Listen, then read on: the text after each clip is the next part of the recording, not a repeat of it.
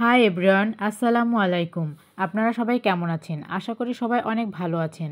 আজ আমি করে দেখাবো ড্রাই ফ্রুটসের লাড্ডু। ড্রাই ফ্রুটসের লাড্ডু কিন্তু সবার জন্য অনেক উপকারী, বিশেষ করে বাচ্চাদের জন্য এটা অনেক উপকারী। কারণ এই ড্রাই ফ্রুটসে আছে হাইড্রোনিউট্রিয়েন্ট, ভিটামিন। যে কোনো ধরনের বাদামই শরীরের জন্য ভালো, আর বাদাম শুষ্ক ত্বকের জন্য খুবই উপকারী।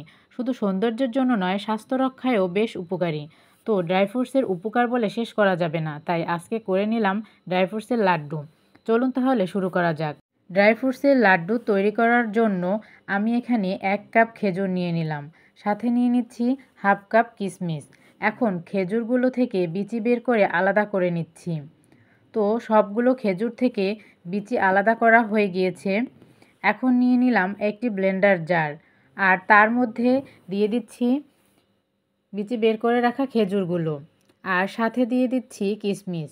এখন এই দুটি উপকরণ একসাথে ব্লেন্ডার করে নিব। এই তো দেখতেই পাচ্ছেন আমার ব্লেন্ডার করে নেওয়া হয়ে গিয়েছে, আর খেজুর ও কিশমিশগুলো খুব ভালোভাবে সফট হয়ে ভালো একটা পেস্ট তৈরি হয়ে গিয়েছে। এখন এটিকে রেখে দেব এক সাইডে।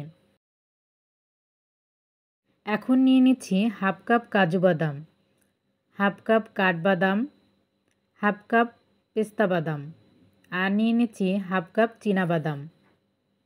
এখন এই বাদামগুলো আমি কুচি করে কেটে নেব। আপনারা চাইলে ব্লেন্ডারেও কেটে নিতে পারেন। এই তো দেখতেই পাচ্ছেন আমার কেটে নেওয়া হয়ে গিয়েছে। খুব ভালোভাবে কুচি কুচি করে কেটে নিয়েছি। এখন এর সাথে অ্যাড করে দিচ্ছি 1/4 কাপ তিল, সাদা তিল আমি এখানে ব্যবহার করেছি, আর 1/4 কাপ কালো জিরা। এখন এগুলোকে এক সাইডে রেখে দিচ্ছি। তো চুলায় একটি প্যান বসিয়ে দিলাম, আর তার মধ্যে দিয়ে দিচ্ছি 1 চা চামচ ঘি। ঘিটা একটু নেড়েচেড়ে দিয়ে দিলাম। এখন কুচি করে কেটে রাখা বাদামগুলো দিয়ে দিলাম। এখন এই বাদামগুলো ঘিয়ের সাথে ভালোভাবে মিশিয়ে ভেজে নেব। তবে বাদামগুলো খুব সাবধানে কম আঁচে ভাজতে হবে, একদম পুড়ে ফেলা যাবে না, তাহলে লাড্ডুটি খেতে ভালো লাগবে না। তো দেখতেই পাচ্ছেন আমার বাদামগুলো ভাজা হয়ে গিয়েছে। এখন একটি পাত্রে ঢেলে দিয়ে ঠান্ডা করে নেব। এখন প্যানের মধ্যে 2 চা চামচ ঘি দিয়ে দিলাম, আর দিয়ে দেব খেজুরের পেস্ট। আমি যে পরিমাণ খেজুর নিয়েছিলাম তাতে 1 কাপের মতো পেস্ট হয়েছে। তো এটাকে ঘিয়ের সাথে ভালোভাবে নেড়েচেড়ে রান্না করে নিচ্ছি। তো প্রথমে এটাকে একটু নাড়তে অসুবিধা হবে, আস্তে আস্তে ঠিক হয়ে যাবে। 2 থেকে 3 মিনিট রান্না করে নিলাম। এই তো আমার 2 থেকে 3 মিনিট রান্না করায় নেওয়া হয়ে গিয়েছে। এরপর দিয়ে দিচ্ছি ভেজে রাখা বাদাম কুচিগুলো।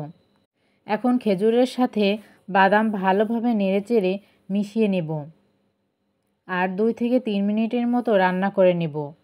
আর এই পর্যায়ে কিন্তু বারে বারে নেড়েচেড়ে রান্না করে নিতে হবে। তো দেখতেই পাচ্ছেন আমার রান্না করে নেওয়া হয়ে গিয়েছে। তারপর সবগুলো একটি বাটিতে তুলে নিচ্ছি। এই তো আমার তুলে নেওয়া হয়ে গিয়েছে। এখন একটু একটু করে নিয়ে হাত দিয়ে চেপে চেপে বল শেপ দিয়ে লাড্ডুগুলো বানিয়ে নিচ্ছি। তো দেখতেই পাচ্ছেন আমি কিভাবে বানিয়ে নিচ্ছি। আপনারা চাইলে অন্য শেপ দিয়েও বানিয়ে নিতে পারেন। এই তো আমি একটি বানিয়ে দেখিয়ে দিচ্ছি। আমি দুইভাবে শেপ দিয়ে লাড্ডুগুলো বানিয়ে নিচ্ছি। এভাবে আমি সবগুলো লাড্ডু বানিয়ে নিয়েছি। তো দর্শক, তৈরি হয়ে গেল ড্রাই ফ্রুটসের লাড্ডু। রেসিপিটি ভালো লাগলে লাইক, কমেন্টস ও শেয়ার করে দিবেন, এবং আমার চ্যানেলটি সাবস্ক্রাইব করে পাশে থাকবেন। আল্লাহ হাফেজ।